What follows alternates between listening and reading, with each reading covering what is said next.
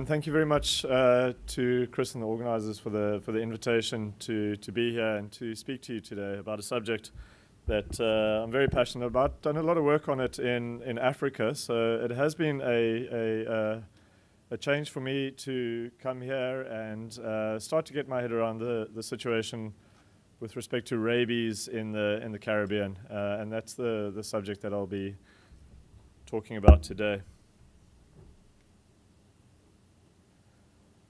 So just in terms of background, so rabies is a viral infection, typically fatal, very high case fatality rate.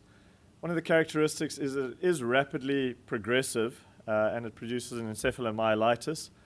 Very broad host range, can infect humans. As we know, it is a zoonosis, but it can really infect any other mammalian species.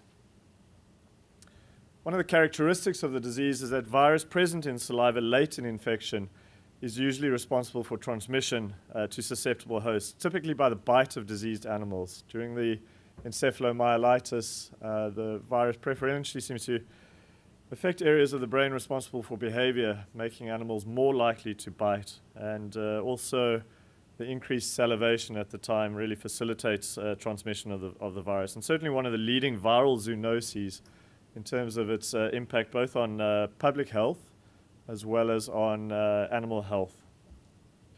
Rabies as a clinical entity, as a disease, is actually caused by infection with a number of different RNA viruses in the family Rhabdoviridae in the genus Lyssavirus.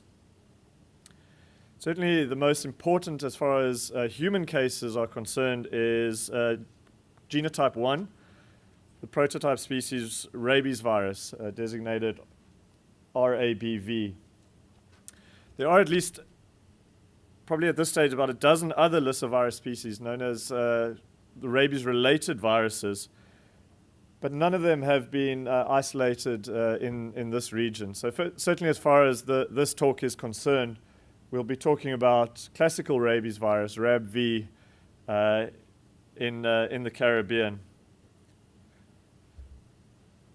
This just shows somewhat subjectively the distribution of rabies virus in the countries or areas at risk from the disease, with the areas in red obviously a higher risk, and this is risk to human health.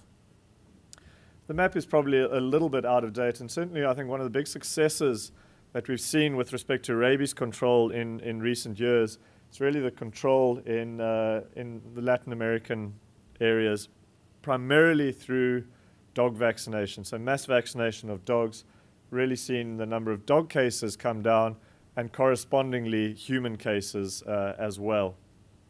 So I know this workshop is really about practical identification of the disease and making a diagnosis in order to enhance surveillance. But we do need to talk a little bit about the epidemiology of rabies virus in this region, primarily because it does affect our surveillance efforts and certainly control efforts as well. So having an understanding of the epidemiology in the region, I think, is important. So as I said, it does have a very broad host range. Outside of the Americas, in which I include the Caribbean, it's not associated with bats. Some of the other rabies-related viruses are. But certainly in this region, it is associated with bats, as well as several other terrestrial hosts. And the concept of reservoir hosts and spillover hosts are useful, and particularly because they can help guide surveillance and control efforts. A reservoir host is a species that is capable of sustained maintenance of the virus at a population level. They tend to be biologically susceptible to certain viral variants. And those viral variants induce behavioral changes in those hosts that enhance viral transmission via saliva. So when I'm talking about maintenance, I'm not talking about a carrier state in an individual animal. I'm talking about at a population level, a species that is capable of sustained maintenance of the virus, sustained chains of transmission of the virus in that species. And really the main reservoir hosts that we see for rabies virus are in two mammalian orders, the order Carnivora By their nature, these tend to be animals that do bite. So the canids, North America, the skunks, raccoons, mongooses, animals like that. And then the other major order in which we see reservoir hosts are the chiropterans, the bats. Outside of these reservoir hosts, any other mammalian species can be affected. These tend to be designated as spillover hosts, in which there is inefficient transmission of the virus at a population level. So certainly any animal is capable of becoming infected with rabies virus, but depending on the viral variant, if that viral variant is not adapted to that particular species, that species does not pass it on particularly well. Okay, and we can think of a number of spillover hosts. Humans are a good example of spillover hosts. There's very few documented cases of human-to-human transmission. Ruminants typically are spillover hosts as well.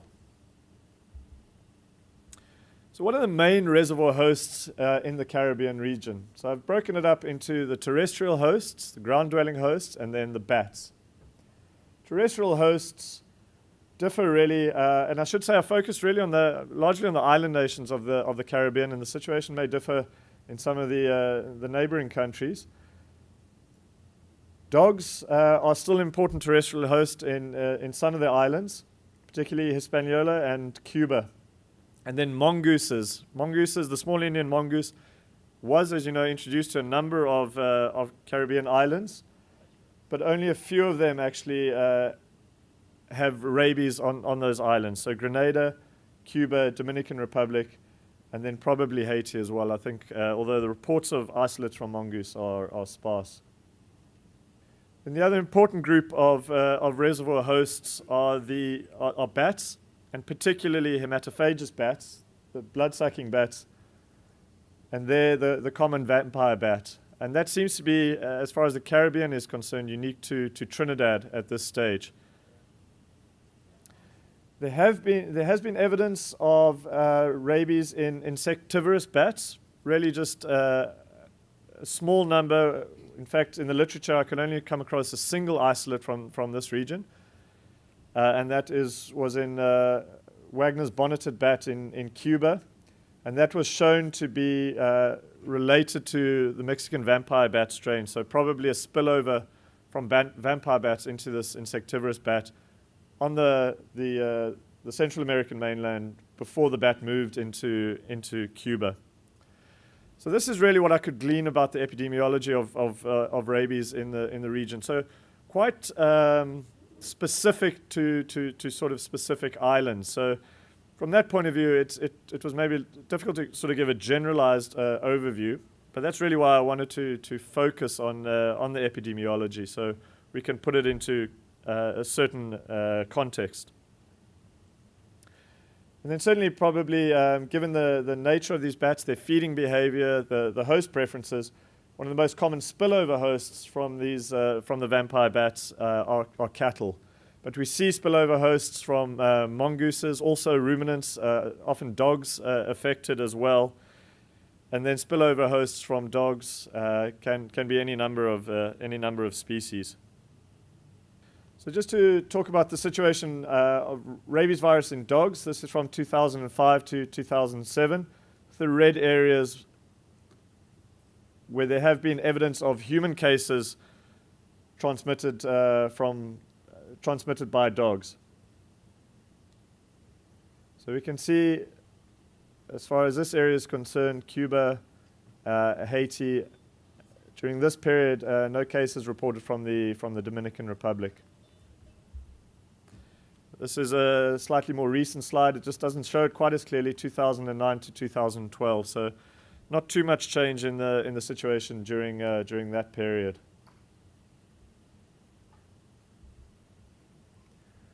And this shows the dog-transmitted human rabies cases in the Latin American and Caribbean countries, 2009 to 2012. So as far as our focal areas are concerned, Haiti, Dominican Republic, seeing some human rabies cases deriving from dogs during that period. Rabies in vampire bats. This shows the limits of the distribution of the three vampire bat species in this region, between that line running through Mexico and this line over here. So this area really susceptible to vampire bat rabies, really carried by one main species, which is the common vampire bat. As far as the Caribbean islands are concerned, really does just seem to be Trinidad, and that seems to be associated with the proximity to the South American mainland, where vampire bat rabies is certainly a major problem. So this slide sort of summarizes the human rabies cases in 20 countries that were examined during the period 2010 to 2012. Rabies transmitted by bats and rabies transmitted by dogs. And I think it gives a bit of a picture of the contrasting epidemiological pictures in areas where we have dog-associated rabies versus areas where we have bat-associated rabies. So very important in terms of surveillance and diagnostics is understanding the clinical signs and then how to actually make a diagnosis of rabies. Just briefly to talk about the pathogenesis. Rabies doesn't develop a viremia. The agent is neurotropic, so it actually moves via the peripheral nervous system. Tends to gain entry typically via a bite that is contaminated with the saliva that contains often large amounts of virus. Once it enters the peripheral nervous system, it moves via retrograde flow to the central nervous system. There's dissemination of the virus in the central nervous system, typically coinciding with the onset of clinical signs, or at least the more noticeable clinical signs. And then at the same time, the virus moves away from the central nervous system. It can move into any of the innervated organs, so it can be present in relatively low numbers throughout the body, but really concentrating in the salivary glands, which is the main portal of exit. So the virus is shed in quite large amounts, intermittently in some cases, in the salivary glands of infected hosts, typically coinciding with the onset of clinical signs. So as the animal is becoming more aggressive, more likely to bite, so the virus is present in the saliva, ready to infect the next host. Clinical signs: the incubation period can be quite variable. It's related to factors such as the dose of the virus and certainly the site of the inoculation of the virus into the body. The proximity to the central nervous system, bites closer to the central nervous system, particularly in well-innervated areas, they tend to have a shorter incubation period. But the incubation period typically is in the range weeks, in some cases up to years. But really looking at an average of around 1 to 2 months before the onset of clinical signs, depending on the species and a number of other factors, as I said. You can broadly divide the clinical phase into 3 phases: an early prodromal phase, non-specific clinical signs, perhaps increased apprehension, certainly pain at the site of the bite or itching at the site of the bite is one of the early signs. Then an acute neurological phase that progresses quite rapidly to coma and then almost invariably death. There's been very few cases documented of recovery from clinical rabies. Broadly speaking, the encephalitis results in behavior changes, which can take one of 2 general forms: furious rabies, an excitatory phase, typically characterized by aggression, hyperactivity, maybe a degree of ataxia, certainly restlessness, and then a dumb form of the disease, which is more a depressive form, often characterized by an ascending paralysis. The majority of cases do show some degree of paralysis of the muscles of the throat, resulting in dysphagia, often associated with changes in vocalization. The inability or the decreased ability to swallow leads to the increased salivation and increased transmission of the virus. And very often in cattle, one of the main differential diagnoses, at least for this set of clinical signs, is choke, which is something veterinarians need to be aware of in areas where ruminants are potentially affected by rabies, because obviously of the risk of handling animals around the mouth. So this shows a case series of clinical signs in dogs, again diagnosed in South Africa. So it shows aggression occurs, but not in all dogs. So really any indication of neurological involvement of the central nervous system in rabies endemic areas, I think rabies should be on the differential diagnosis list. But it very often presents in sort of uncharacteristic ways. So do just be aware of possible sort of atypical presentations. Cattle, again, in South Africa at least, abnormal sounds, bellowing, quite characteristic of the disease. Cattle often, females, cows get mistaken often gets mistaken as estrus behavior, but often accompanied by salivation, in some cases aggression, but in other cases, and perhaps more associated with the vampire bat rabies, is an ascending paresis or paralysis. So this shows the salivation, the bellowing, wind-sucking, but also the hindquarter paralysis. This animal on the top knuckling over at the fetlocks, and in the calf at the bottom, hindquarter paralysis. Severe salivation, particularly in the terminal phase, is also a characteristic of the disease. The slide also shows the ideal circumstances under which specimens should actually be collected, bearing in mind the widespread dissemination of the virus in the central nervous system. Transmission can occur through contact with open wounds, but also with mucous membranes as well. So ideally protective goggles, mask, face shield, certainly gloves is required in these cases. And obviously pre-exposure prophylaxis of anybody potentially handling infected material is a given. Just a brief mention of rabies in mongooses. Not a lot documented in the literature, but what I did come across describes characteristic behavior, as with the dogs in the furious form of the disease, attacking animate and inanimate objects, strange vocalization, and very often unprovoked attacks of livestock or humans in these areas. But also be aware that furious behavior may not always be seen, and some of these infected animals may appear tame, disorientated, and these are obviously also quite dangerous because of the people often approach these animals. In terms of making a diagnosis, really the brain is the primary specimen of choice. There are no characteristic lesions either on gross or microscopic pathology. So generally doing a post-mortem when rabies is high on your list of differential diagnosis is perhaps not warranted. The best bet is really just to submit the entire head. In animals, obviously smaller animals, this is a little bit more feasible. In the case of very small animals such as bats or cats, you could send the entire carcass. And then really the best method is actually to ship that head under refrigeration if you think it can reach the laboratory in a reasonable time period, say within 48 hours.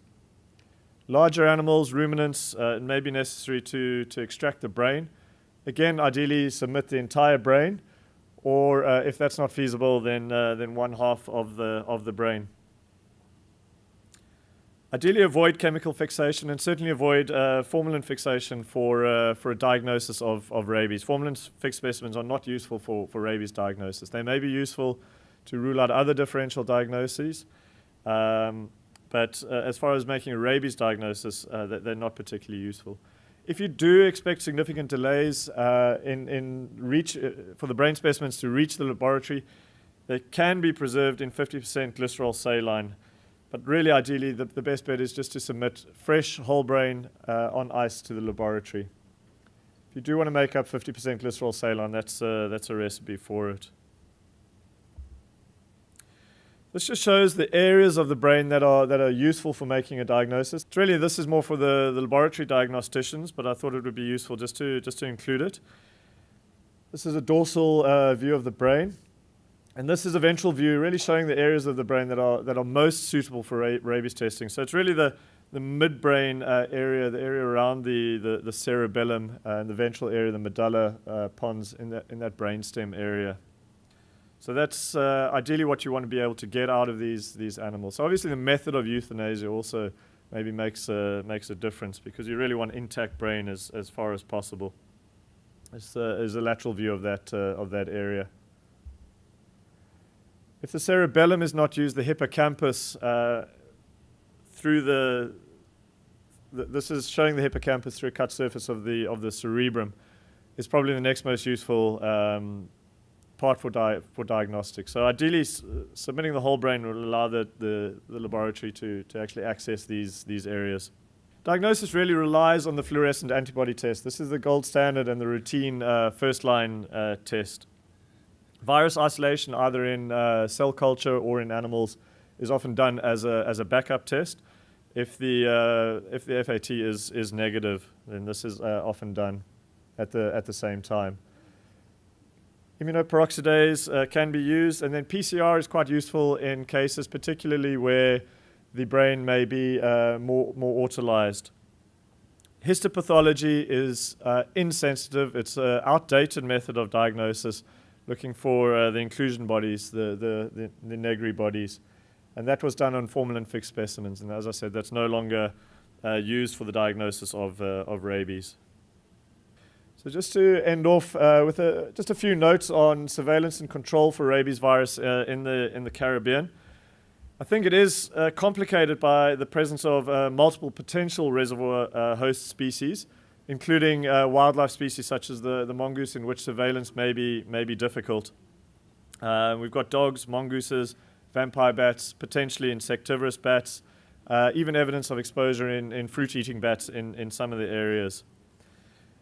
Movement of potentially infected hosts certainly means that any areas might be at risk for rabies incursion through bats, either migratory or long-range foraging behavior, moving up to 20 kilometers, which is the distance from here to the mainland, just for feeding on a routine basis. Human-mediated movement of dogs. Certainly we've seen outbreaks in other island situations where dogs are moved quite freely between islands, more in Indonesian scenario, but I think we can learn lessons from there, that anywhere where you have a susceptible dog population, I think you need to be aware of the possible risks of incursion of dog-associated rabies. And then the fact that there are multiple viral variants circulating, they do tend to be associated with specific reservoir hosts. But I think from a surveillance point of view, I think as far as possible, it is important to try and characterize the isolates to assist with prioritizing interventions.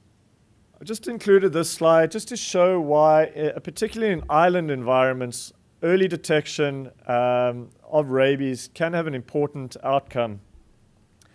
This is largely data taken from the outbreak in Bali in Indonesia, but I think lessons can be learned in terms of the fact that the probability of detection, which is a measure of the surveillance effort, really determines at the time that rabies is diagnosed how widespread the infection might be. If the surveillance effort is low, around 5 to 10% probability of detecting cases, or 5 to 10% of cases detected, by the time you do detect it, half of the island might be affected. The black dots show smaller islands, around 500 square kilometers, and then the other sizes, sort of medium to larger sized islands. So if you can get your surveillance effort to increase the probability of detection of around 10%, you can see quite a sharp drop off at that point. So trying to detect 1 in every 10 cases. And similarly here, the probability of detection, this is the time between actually starting a vaccination campaign, any control campaign. This is really focused on dog rabies, and the actual time of bringing rabies under control in an island, which is, in this case, was defined as 6 months without a detected case. If your surveillance effort is low, you may be looking at 8 to 10 years of sitting with the disease, whereas if you have a reasonably enhanced surveillance effort, within 2 to 3 years, you could be rabies-free again. So it's really important to be aware of the possibilities of incursion of rabies into rabies-free areas, and the importance of surveillance for early detection of the disease should it enter these areas. Finally, just a note on control of the virus, really focused ideally in controlling the virus in reservoir hosts, but that's really most tractable in the cases of dogs, where the focus is really on trying to establish and maintain herd immunity through mass vaccination of dogs. And the encouraging note is that rabies is actually not a particularly infectious disease in the sense that its ability to transmit from animal to animal is actually quite low. So the basic reproductive number of the disease is only around 2. In other words, for every infected animal, it's only going to pass the infection on to another 2 animals in the early stages of an outbreak. Whereas something like foot and mouth disease, African swine fever, we're talking about basic reproductive numbers much higher, in the 10s to 20s.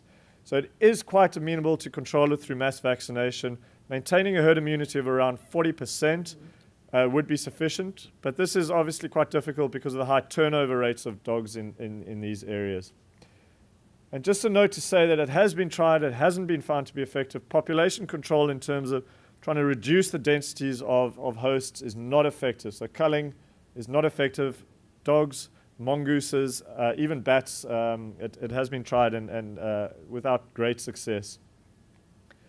And then the other area to focus on in terms of control, particularly in endemic areas with wildlife hosts, is to reduce contact. And this, again, more feasible with humans where we can change behavior, make people aware, just to try and reduce contact with reservoir hosts, and then make sure post-exposure prophylaxis is readily available for people bitten.